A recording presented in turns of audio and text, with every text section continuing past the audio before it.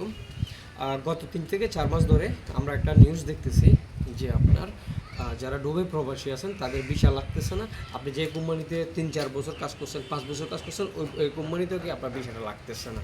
আসলে এটা কেন হচ্ছে আমি জানি না। হয়তো আমাদের কোনো ভুলের কারণে লাগতেছে না, বা হয়তো আমাদের কোনো ভাইয়ের ভুলের কারণে লাগতেছে না। নাহলে একটা দেখেন, দুবাইটা অনেক বড় একটা রাষ্ট্র।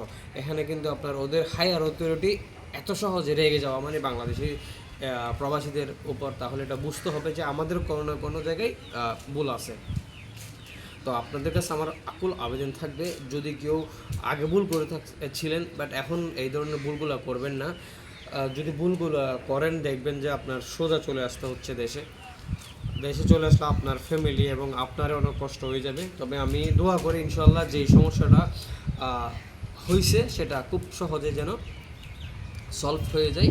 তবে আমি এতটুকু রিকোয়েস্ট করব সব প্রবাসী ভাইদেরকে, আপনারা ওই দেশের রুলসগুলো মেনে চলার জন্য চেষ্টা করবেন। ওখানে খারাপ কোনো কাজ করবেন না, যেটাতে আপনার দেশের ভাবমূর্তি নষ্ট হবে এবং কি আপনার থেকে দেশে ফিরে আসতে হবে, এমন কোনো কাজ করবেন না।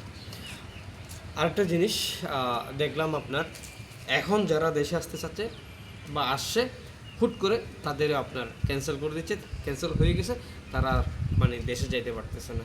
সো এখন যারা আসার জন্য প্ল্যান করতেছেন, আমি আপনাদেরকে, যারা জব করেন বিশেষ করে, তাদেরকে আপনার রিকোয়েস্ট করবো, আপনারা আপাতত এখন না আসলে আমার মতে হয়তো জিনিসটা ভালো হয়, যতদিন পর্যন্ত আপনাদের সমস্যাটা সমাধান না হয়।